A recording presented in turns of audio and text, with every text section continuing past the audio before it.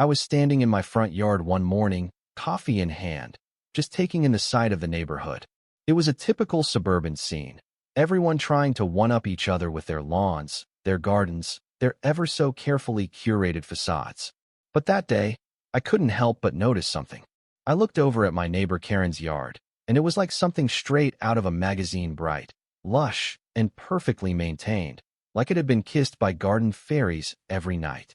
Meanwhile, my own lawn, which I had spent weeks setting up with a state-of-the-art irrigation system I designed myself, was slowly turning into a dust bowl.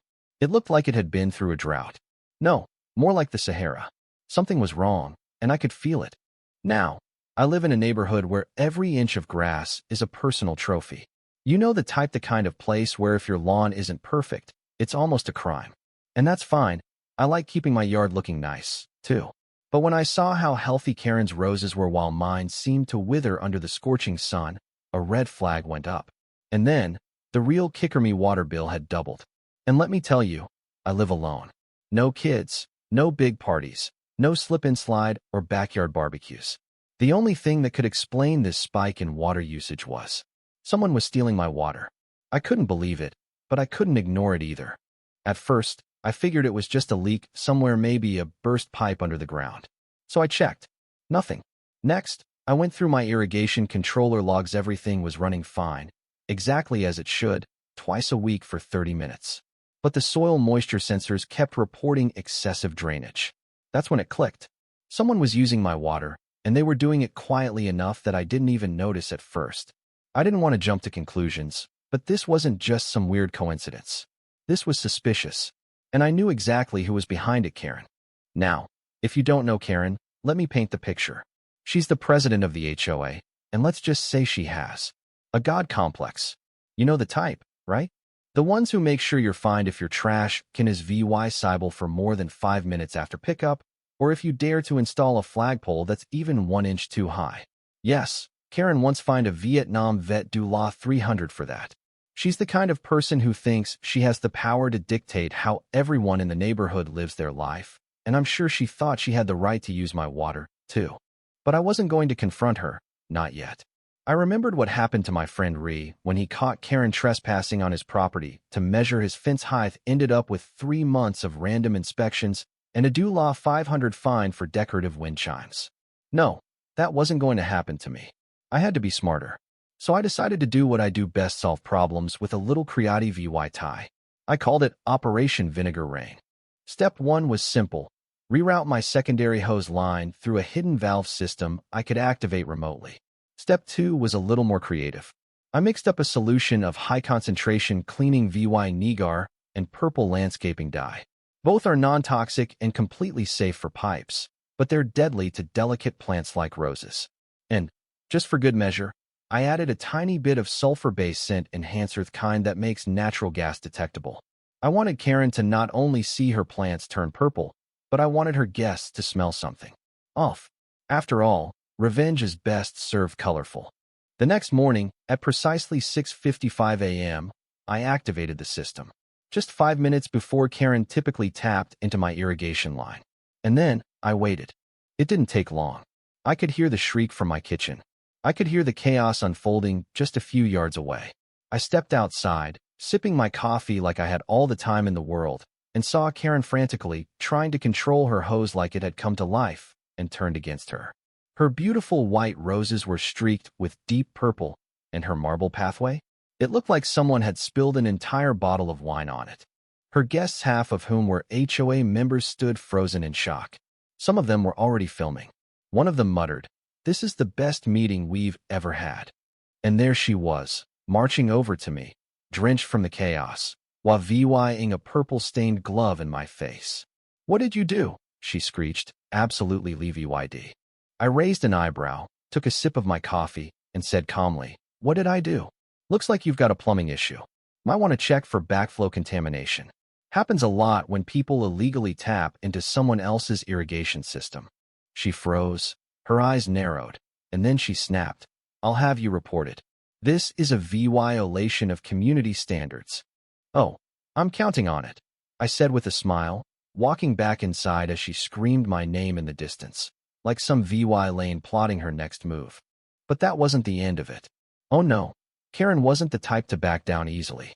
The very next day, she filed a formal complaint with the HOA, accusing me of malicious sabotage and unauthorized water contamination. Her complaint was so over the top that I half expected her to demand I be burned at the stake for unsanctioned patio furniture or something equally ridiculous. The HOA, of course, did nothing with her complaint.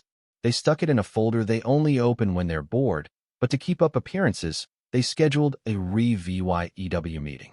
I showed up, coffee in hand, laptop loaded with time-stamped footage of Karen attaching the hose to my system.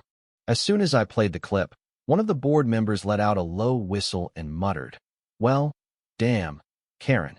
Of course, Karen tried to deny it, but she quickly shifted gears, claiming that it was a temporary access during a community-wide drought response, and that I had verbally approved it. I asked her when this approval took place, and she said it was at last month's potluck. The only problem?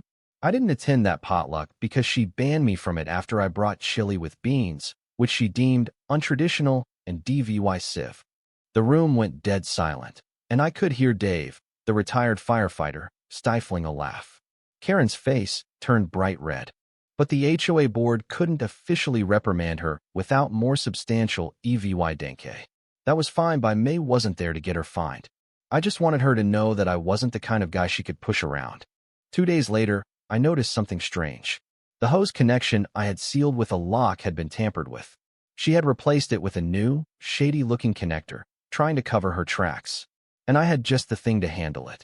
My system now had pressure sensors, flow trackers, and a water quality scanner that automatically sent me alerts when any anomalies occurred. My sprinklers had become a snitching network. The next morning, I got the alert right on schedule. I watched as Karen's garden exploded in purple geysers again. This time, she tried to stop it, but the pressure had built enough to spray back at her, drenching her in the process. Her landscaper showed up, took one look at the mess, and quit on the spot. "Nope, not touching haunted plumbing," he yelled before driving off. But Karen wasn't done yet. No, she launched a campaign called Beautify with Unity, encouraging neighbors to share irrigation resources. Conveniently, it didn't mention her stealing water, but it sure took a dig at selfish residents who hoarded water. So, I decided to have a little fun. I programmed my system to give her water, but only intermittently, just enough to make her think it was working before it shut off randomly. Her plants started to show signs of stress-brown edges, wilting petals. Then, I filed a complaint with the city about the backflow risk she had created by connecting to my irrigation system without an anti-siphon valve. The city sent an inspector, and when they saw her mess of illegal plumbing, they issued her a citation and demanded she cease all unauthorized plumbing work. The HOA meeting that followed was like a stage play. Karen tried to play the VY Tim, claiming I was sabotaging her, but this time, the footage spoke for itself. One resident even asked the question that would turn everything. Why was she tapping into someone else's system at all? The truth came out. The HOA finally began to investigate. It turns out Karen had been skimming money from other residents for maintenance fees she never provided. The cracks in her reign of terror were finally too big to ignore. By the end of the meeting, Karen was removed from her position as president, and the HOA voted to prevent unauthorized access to private irrigation systems. Karen, meanwhile, became a ghost in the neighborhood, her house dark, her garden ruined. For me, though, I just enjoyed my newly rejuvenated lawn. My roses, simple but proud, were blooming again. But I wasn't finished. Oh no, cause I had a little reminder for anyone who would think about crossing lines in my neighborhood. A gnome holding a watering can, just a little touch to remind people where I drew the line. Now, as the neighborhood quieted and everything seemed calm, I couldn't help but reflect. Sometimes, you've got to fight fire with fertilizer. Or in this case, VY Nigar. What do you think? Was I justified in my revenge, or did I go too far? Drop your thoughts in the comments, and let me know if you've ever had to deal with an HOA nightmare. Let's get talking.